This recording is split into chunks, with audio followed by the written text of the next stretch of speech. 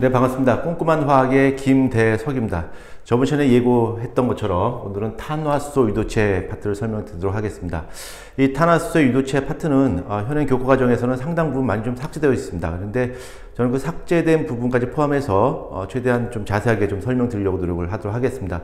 이 탄화수소 유도체는요, 우리가 그 전에 배웠던 화학과는 좀 달리 좀 암기할 부분이 좀 기본적으로 있습니다. 그래서 이 암기할 부분이 먼저 설명이 되지 않으면 이 탄화수소 유도체 부분이 상당히 힘들어질 수 있습니다. 여기서 암기해야 될 부분은 탄화수소 유도체의 화학식의 패턴을 여러분이 좀 기억하시고 그 화학식을 보신 다음에 그것이 어떤 화합물인가를 알 수 있는 정도가 돼야지 이 주제에 대해서 여러분이 쉽게 이해할 수 있을 걸로 생각이 됩니다. 그래서 이 영상을 보시다가 그 탄화수소 유도체 파트를 제가 이제 앞부분에 설명드릴 때 그 이름을 여러분이 기억할 수 있게끔 좀 인터벌을 두고서 암기하신 다음에 그 뒤에 부분을 계속 이어서 시청하시면 될 것 같습니다. 자, 시작하도록 하겠습니다. 자, 탄화수소 유도체라고 하는 것은 우리가 기존에 배웠던 탄화수소를 가지고 뭔가 다른 물질을 만든 것을 탄화수소 유도체라고 부릅니다. 그래서 우리가 전에 배웠던 것처럼 탄화수소라고 하는 것은 탄소가 있고요. 그 주변에 수소가 이렇게 붙어 있겠죠. 그래서 탄수화수소가 수소 결합을 이렇게 붙어 있는 건데 탄소의 개수는 상관이 없습니다. 탄소가 2개건 3개건 간에 그 탄소의 개수에 상관없이 그 탄화수소의 기본적인 성질은 매우 다 유사합니다. 그래서 우리가 이것을 탄화수소라고 배웠고요.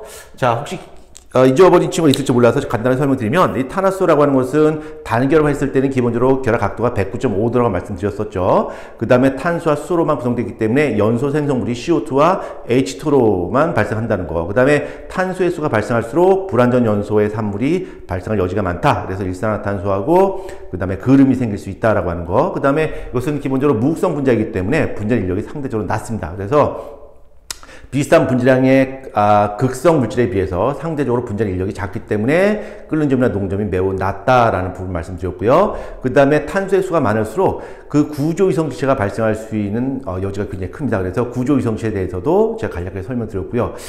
이전의 교과 과정에서는 기하 이성질체에 대한 설명도 있었습니다만 그 부분이 현행 교과 과정에 빠졌기 때문에 제가 그 부분은 설명드리지 않았습니다.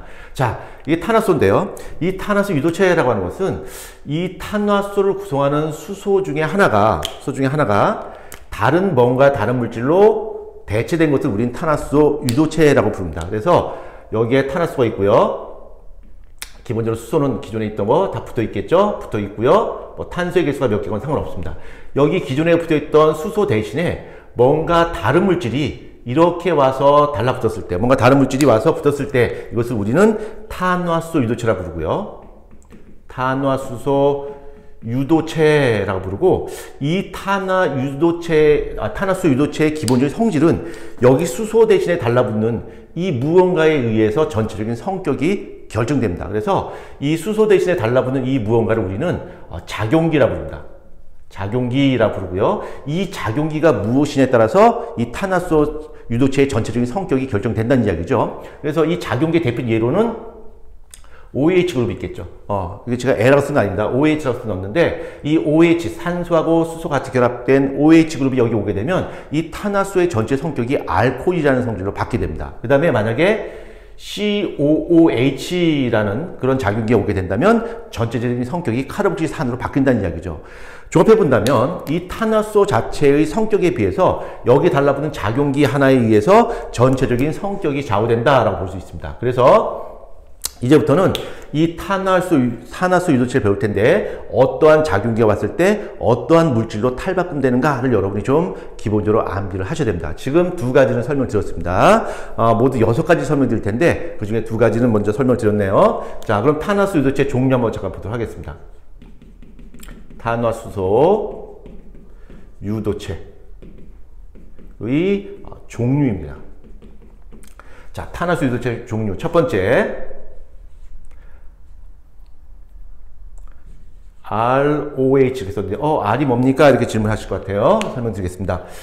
이 탄화 유도체를 봤을 때 우리가 기존에 배웠던 탄화수소에 어떠한 작용기가 달라붙었다라고 설명드렸었죠. 근데 반대 입장에서 본다면 여기에 있는 작용기에 탄화수소라는 작용기가 결합했다 이렇게 볼 수도 있겠죠. 보는 관점에서는. 그래서 이 기존에 있던 이 탄화수소라고 하는 것도 하나의 작용기로 보는 거죠. 그래서 이 작용기를 봤을 때 이 탄화수소를 우리는 알킬기라고 부를 수 있습니다. 알킬기라고 부르고요. 그 다음에 이 알킬기를 라지 R로 표시합니다. 그래서 이 알킬기라고 하는 것은 탄소와 탄소가 단결합으로 쭉 사슬 형태로 된 거. 그러니까 뭐 한 개건, 두 개건, 세 개건 상관없습니다. 그러니까 탄화수소의 형태를 우리는 알킬 그룹, 알킬기라고 부르고 그것을 라지 R로 표시한다는 이야기죠. 그래서 제가 ROH 이렇게 적었는데 이 R이라고 하는 것은 바로 탄화수소입니다. 그래서 탄소가 두 개건, 세 개건 간에 탄화수소가 있고 여기에 OH 그룹이 이렇게 결합되어 있다라는 것을 이렇게 표시한 거죠. 이렇게 결합되어 있을 때는 우리는 기본적으로 이것을 알코올이라고 보통 명명을 하죠. 알코올이라고 부르고요. 그 다음에 두 번째 COOH 이렇게 카르복시 그룹이 이렇게 오는 경우가 있습니다. COOH가 키포인트겠죠. COOH를 잘 유념해서 보시고요. 자, COOH가 있고 우리 이것을 카르복시산이라고 부릅니다. 카르복시산 이렇게 부르고요. 그 다음에 세 번째 RCHO 이렇게 오는 것도 있습니다. 그래서 CHO 뒤에 CHO가 붙는다 그러면 이것은 0.1초의 고민도 없이 이것은 알데하이드 또는 알데히드라고 부릅니다. 알데히드라고 부르고요. 그 다음에 네 번째 COR 이렇게 표시할 수 있습니다. 그래서 제가 여기다 R' 붙인 이유는 여기 있는 탄화수와 여기 있는 탄화수가 같을 수도 있고 다를 수도 있다는 이야기죠. 여러분이 관심 있게 보셔야 되는 것은 바로 이 CO라고 하는 이 그룹을 잘 보셔야 되겠죠. 이런 것을 케톤이라고 부릅니다. 케톤이라고 부르고요. 그 다음에 좀 붙였어야 되겠네요. 다섯 번째 ROR' 이것을 에테르라고 부릅니다. 여기서 산소가 키포인트가 되겠죠. 자, 그 다음에 여섯 번째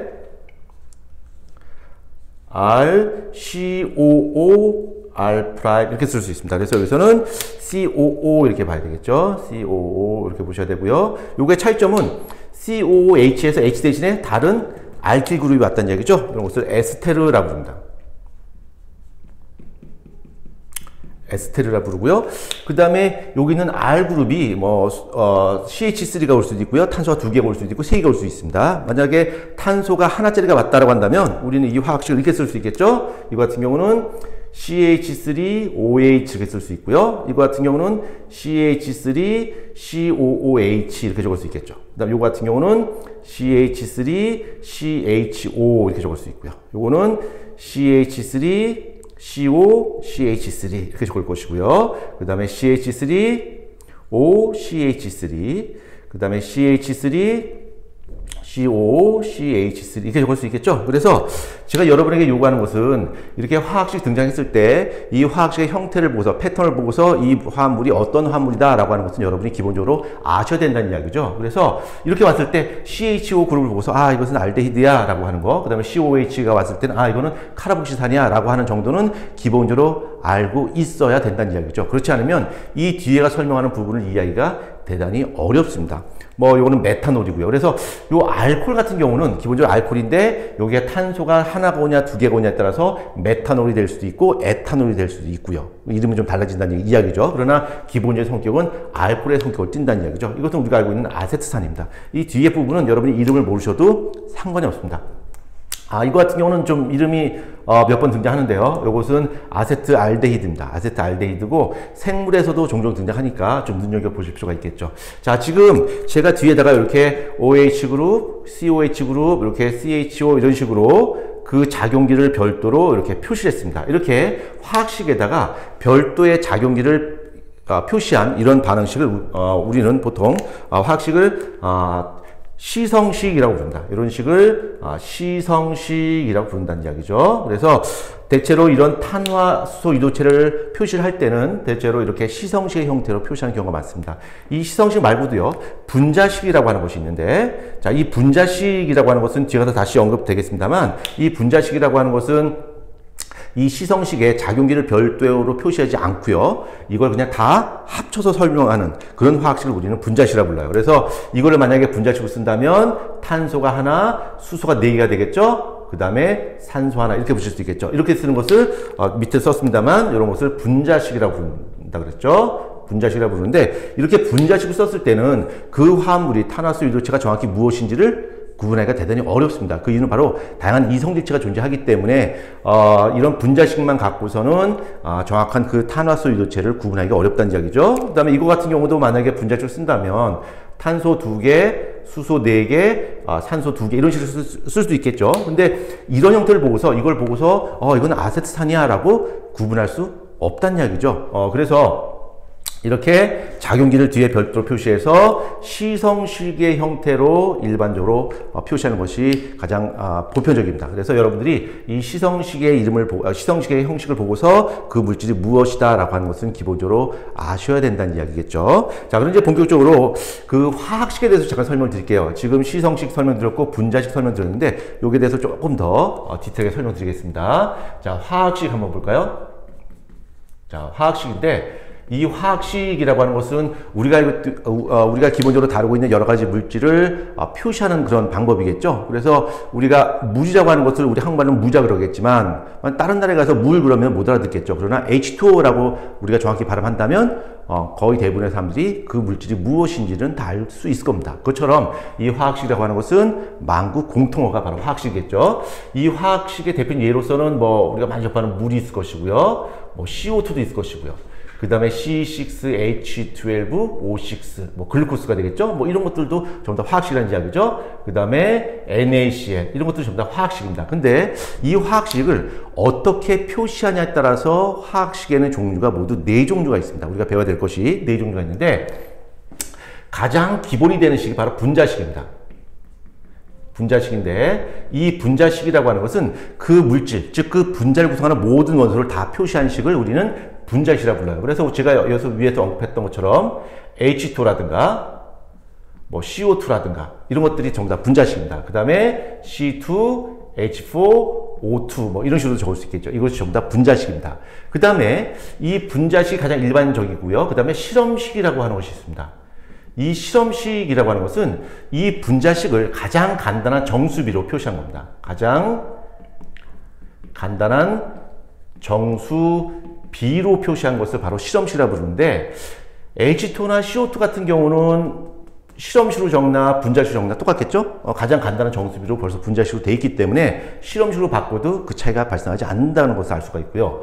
C2H4O2 같은 경우는 가장 간단한 정수비로 쓴다면 1대 2대 1이니까 CH2O 이렇게 적을 수 있겠죠. 이렇게 가장 간단한 정수비로 적은 것을 실험식이라고 부를 수 있습니다. 근데 문제가 좀 하나 있죠. 우리가 분자식으로 적었을 때도 C2H4O2가 정확히 뭔지 정확히 알 수 없는데, 이거를 가장 간단한 정수비로 적었을 때는 이 물질이 정확히 무엇인지 알 수 없다는 이야기죠.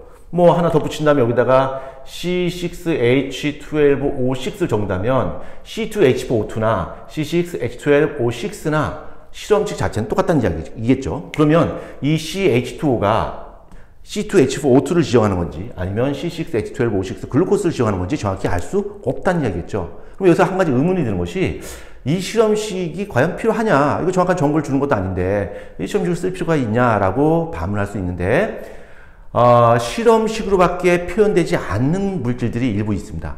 반드시 실험식으로 표현해야 되는 물질들이 일부 존재한다는 이야기겠죠. 무슨 얘기냐면 분자식으로서는 설명할 수 없는 그런 화합물들이 일부 존재할 수 있습니다. 그 물질들이 어떤 물질들이냐면 분자의 개념이 없는 물질들입니다. 분자의 개념이 없는 물질들은 분자식으로 표현할 수 없습니다. 왜? 분자의 개념이 없기 때문에. 그럼 분자의 개념이 뭔데요? 분자라고 하는 것은 어떤 원소가 일정한 개수가 모여서 물질의 성질을 나타내는 그런 기본 단위를 우리는 분자라고 부를 수 있습니다. 좀 쉽게 설명한다면 원자들이 옹기종기 모여있는 그 작은 그룹 하나를 우리는 분자라고 부를 수 있겠죠. 근데 그렇게 옹기종기 모여있는 분자의 개념이 없는 것들은 분자식으로 표현할 수 없고 반드시 실험식으로 표현할 수밖에 없다는 이야기겠죠. 그러면 그런 물질들이 어떤 물질들이 있냐면, 그런 물질들이 이용결합 물질들이 대표적으로 있습니다. 이용결합 물질, 이용결합 물질이나 그 다음에 금속결합 물질, 그 물질 구성함에 있어서 이용결합으로 만들어졌거나 아니면 금속 결합으로 만들어졌거나 이런 것들은 분자의 개념이 없습니다. 옹기종기의 개념이 없다는 이야기겠죠. 뭐 예를 들어서 이온결합 물질이다 그러면 대표적으로 NaCl이 있는데 이 NaCl 같은 경우는 NaCl, NaCl, NaCl 하고 계속 반복되는 구조 갖고 있겠죠. 그래서 그 물질의 기본적인 성질을 나타내기 위해서는 Na100, Cl100이 돼야지 어떤 성질을 나타내는 건지 Na1000, Cl1000이 돼야지 성질을 나타내는 건지 알 수 없다는 이야기죠. 그래서 가장 간단한 정수비 1대 1의 형태로 적는 것이 바로 실험식이라는 이야기겠죠. 그래서 실험식의 대표 예로서는 위에서 엎드렸던 NaCl이라든가 또는 뭐 구리라든가 철이라든가 이런 것들이 대표적인 실험식입니다. 그러니까 이렇게 NaCl, 그다음에 구리, 철 이렇게 분자의 개념이 없는 그런 물질들은 반드시 실험식으로 표현할 수밖에 없다는 이야기겠죠. 그래서 우리가 H2O의 질량이다 그러면 분자량이라 부르는 게 맞겠습니다만 NaCl을 가지고 분자량 그러면 안 되겠죠. 이거는 분자식이 아니니까 이것은 실험식량이라 불러야 되겠죠. 그렇죠? 그런데 우리가 분자량과 실험식량을 구분하기가 대단히 귀찮으니까 그냥 합쳐서 화학식량이라고 부르면 어떠한 문제도 발생하지 않게 되겠죠. 그러나 우리가 기본적으로 NaCl은 분자의 개념이 없다. 그래서 이것은 실험식이다 라고 하는 것은 기본적으로 알고 계셔야 됩니다. 이거 이외에도 뭐 원자 결정이라든가 이런 것도 있습니다만 그건 좀 아직 우리가 그 부분에 대해서 공부하지 않았기 때문에 그 부분에 대해서는 뒤에 가서 좀 설명드릴 기회를 갖도록 하고요. 지금은 분자의 개념이 없는 이온 결합 물질이나 금속 결합 물질 같은 경우는 반드시 실험식으로 표현해야 된다라고 하는 것 정도는 좀 기억을 하도록 하십시오. 자, 그 다음에 세 번째, 조금 전에 우리가 언급했듯이 시성식이라고 하는 것이 있습니다. 자, 시성식이라고 하는 것은 그 분자식으로 가지고 정확하게 그 물질이 무엇인지 알 수 없을 때 그 물질의 성질을 크게 결정짓는 작용기를